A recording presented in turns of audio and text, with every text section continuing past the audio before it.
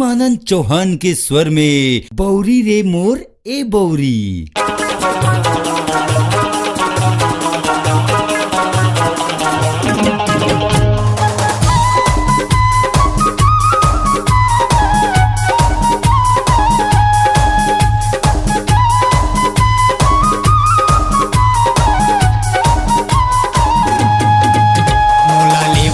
उतारा आज रात के वो फूल ही अबड़ साथ लाली वंदे उतारा आज रात के वो मट ही अबड़ साथ मुँह फूल ही अबड़ साथ वो मट ही अबड़ साथ मुँह फूल ही अबड़ साथ वो मट ही अबड़ साथ मैं हलाने हवा मऊहा खोज झार के वो मैं हलाने हवा मऊहा खोज झार के वो फूल ही अबड़ साथ मैं हलाने हवा मऊहा जोंग जांग के वो मट ही अबड़ साथ।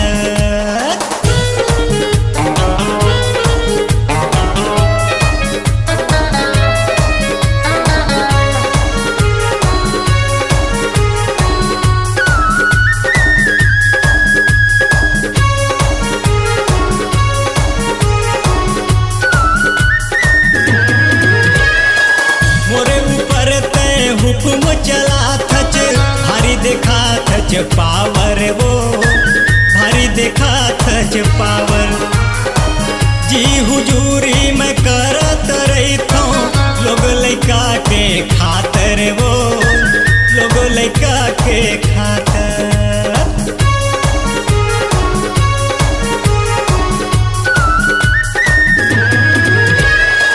मोर ऊपर तय हुक्म चला भारी देखा थच पावर वो भारी देखा थच पावर जी हुजूरी मैं करत रही थो लोग लइका के खातर वो लोग लइका के खातर मैं हाँ बन के मंदारी नाच गा के वो फूल ही अबड़ साथ लाली वंदे उतारा आज रात के वो मट ही अबड़ साथ।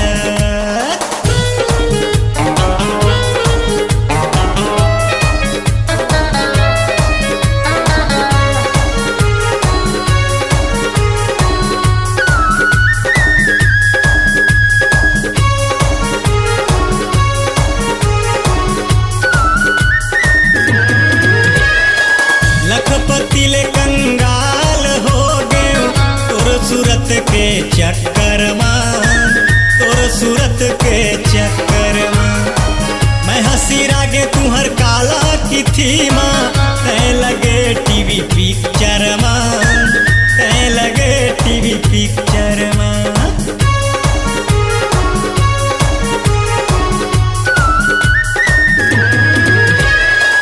लखपति ले कंगाल हो गए तोर सूरत के चक्कर तोर सूरत के चक्कर मैं हंसी रागे तुहर काला की थी माँ तय लगे टीवी पिक्चर तय लगे टीवी पिक्चर घर में बैठे रही थच तय बन ठन के वो मट ही अबड़ साथ लाली वंदे उतारा आज रात के वो फूल ही अबड़ साथ।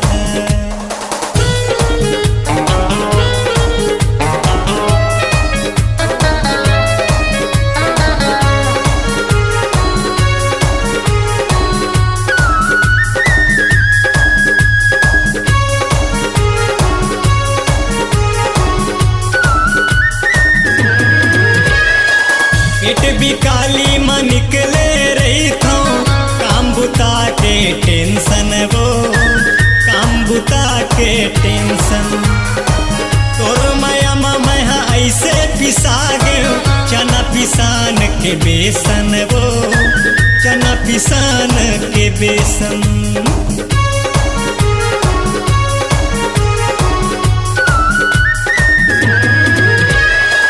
पेट भी काली माँ निकले मैं रही थो काम बुता के टेंशन वो काम बुता के टेंशन।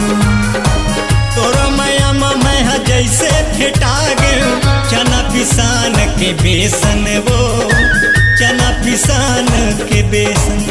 मैं आसी खाऊं बाई तोर नाव के वो मट ही अबड़ रिसात। मोला लेवन दे उतारा आज रात के वो चुलबुल ही अबड़ रिसात। मट ही अबड़ रिसात वो चुलबुल ही अबड़ रिसात।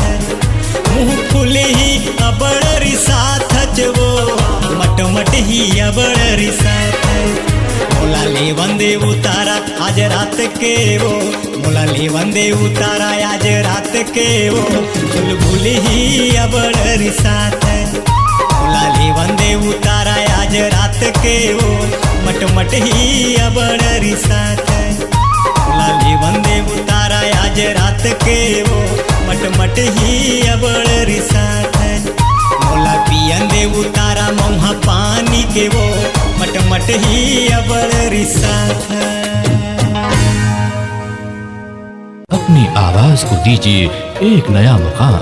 डिजिटल रिकॉर्डिंग की दुनिया का जाना पहचाना नाम स्वरांजलि, जहां गूंजती हैं ध्वनियां अपनी माटी की सौंधी सुगंध के साथ।